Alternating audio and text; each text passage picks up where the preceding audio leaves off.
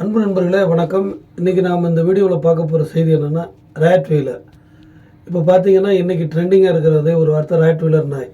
இதுக்கு காரணம் என்னென்னு பார்த்தீங்கன்னா, சென்னை ஆயிரம் விளக்கு பகுதியில் உள்ள பூங்காவில், மாநகராட்சி பூங்காவில் காவலாளியாக ரகுங்கிற ஒரு வேலை பார்க்குறாரு. அவருடைய மனைவி சோனியா மற்றும் அவருடைய மகள் 5 வயது மகள் சுதக்ஷாவுடன் வந்து பூங்காவிலேயே ஒரு அறையில், ஓரத்தில் உள்ள ஒரு அறையில் தங்கி பூங்கா நிர்வகித்து வராங்க. இந்த சூழ்நிலையில் வந்து ரகு வந்து விழுப்புரத்துக்கு ஒரு திருமணத்துக்கு போயிடுறாரு. இப்போது சோனியாவும் அவங்களுடைய குழந்தை 5 வயது குழந்தை சதக்ஷாவும் அங்கே இருக்காங்க. இந்த சூழ்நிலையில் புகழேந்திங்கிறவர் அங்கே அருகாமையில் உள்ளவர் ஒரு ரேட் வீலர் 2 நாய்கள் பிடிச்சிட்டு வர்றாரு.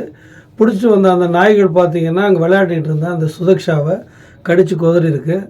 இதை பார்த்த பொதுமக்களும் ரொம்ப பதறி போயிருக்காங்க. அதை காப்பாற்ற ஓடி போன அவங்க அம்மாவையும் அந்த நாய் வந்து கடிச்சிருக்கு. இந்த சூழ்நிலையில் வந்து அவர் புகழேந்தி அப்படியே நாயை விட்டுட்டு அங்கேருந்து போயிட்டதாகவும், அப்புறம் அவரை காவலர்கள் வந்து அவரை அழைச்சிட்டு வந்து விசாரணை வட்டத்துக்கு கொண்டு வந்தப்போ அவர் வந்து அந்த செலவெல்லாம் ஏற்றுக்கிறதா சொன்னதாகவும், ராஜீவ்காந்தி அரசு மருத்துவமனையில் இருந்த அந்த குழந்தை வந்து இப்போது அப்போலோ மருத்துவமனையில் குழந்தை நல பிரிவில் சிகிச்சைக்காக அனுமதிக்கப்பட்டிருக்கு. இது ஒரு வகையில் இருந்தாலும் இந்த ரேட் வீலரை பற்றி நாம் கொஞ்சம் நல்லாவே தெரிஞ்சுக்கணும். இதை வந்து ரொட் வீலர்னு சொல்லுவாங்க.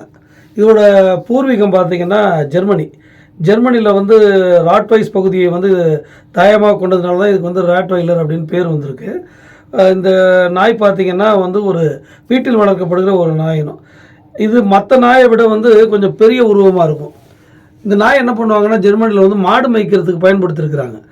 அப்போ வந்து தற்காலத்தில் வந்து அதை அப்படியே கொஞ்சமாக மாறி அது வந்து வீட்டை பாதுகாக்கிறது, பார்வையற்றவர்களுக்கு வந்து வழிகாட்டுற அப்படிங்கிற பணிகளுக்கெல்லாம் வந்து அது வந்து மனிதர்களுக்கு உதவுற ஒரு நாயாக தான் இருக்குது. ஆனால் பார்த்திங்கன்னா அந்த நாய் வந்து சமயங்களில் வந்து இந்த மாதிரியான பெரிய கோர விளைவுகளெல்லாம் நிகழ்த்திடுறது. அதனால தான் வந்து அந்த நாயை வந்து வளர்க்கும்போது ரொம்ப கவனமாக வளர்க்கணும்னு சொல்கிறாங்க. இந்த நாயோட எடை பார்த்திங்கன்னா ஆண் நாய் வந்து 50லேருந்து 58 கிலோ வரைக்கும் இருக்கும். அதோட பெண் நாய் வந்து பார்த்திங்கன்னா 40லேருந்து 48 கிலோ வரைக்கும் வெயிட் இருக்கும். இதோட உயரம் பார்த்திங்கன்னா ஆண் நாய் வந்து 61லேருந்து 69 சென்டிமீட்டர் வரைக்கும் இருக்கும். அதே பெண்ணாய் பார்த்திங்கன்னா 56லேருந்து 63 சென்டிமீட்டர் வரைக்கும் இருக்கும். வந்து இது வந்து நிறம் பார்த்திங்கன்னா கருப்பு பழுப்பு அல்லது வந்து கருப்பு கருங்கால் நிறத்தில் இருக்கும். இது வந்து குட்டி போட்டது பார்த்திங்கன்னா சுமார் வந்து 8லேருந்து 12 குட்டி வரைக்கும் இது போடும். இதுக்கு மேலும் போட நிறைய வந்து குட்டிகளை போட்ட நாய்களும் இருக்குது. இதோட வாழ்நாள் பார்த்திங்கன்னா 9லேருந்து 12 ஆண்டுகளுங்க. இந்த நாயை வளர்க்கும்போது நிச்சயமாக ரொம்ப கவனமாக இதை வெளியிடங்களுக்கெல்லாம் கூட்டு வரும்போது அதுக்கு வந்து ஒரு வாய் கவசம் போட்டு அது ஒரு பெல்ட்டால் கட்டி அதை வாய்க்கும் கூட்டு வரணும் ஒழிய சும்மா வந்து அந்த நாயை வந்து எந்த விதமான பாதுகாப்புமின்றி அந்த நாயை அழைத்து வருவது சமூகத்திற்கு பாதுகாப்பற்றது. இதை வந்து ராட்வைலர் நாய்களை வளர்க்கும் அன்பர்கள் நிச்சயமாக புரிஞ்சுக்கிட்டு இந்த குழந்தைக்கு ஏற்பட்ட அந்த விபத்தை போல் இனிமேலும் ஒரு விபத்து நிகழக்கூடாது என்பதற்கு நாமெல்லாம் வந்து அந்த மாதிரி நாய் வளர்க்குறவங்களாம் நிச்சயமாக வந்து பாதுகாப்பு உபகரணங்களோடு அந்த நாயை வெளியில் அழைத்து வந்தீங்கன்னா ரொம்ப மகிழ்ச்சியாக இருக்கும். வெளியில் மட்டும் இல்லை, வீட்டில் இருக்கும்போது ரொம்ப கவனமாக இருங்க. ராட்வைலர் வந்து நீங்கள் நினைக்கிறத விட ரொம்ப கொடுமையான நாய். அந்த நாய் வீட்டு நாய் இனமாக இருந்தால் கூட மற்ற நாய்கள்லேருந்து வேறுபாடு கொண்டது.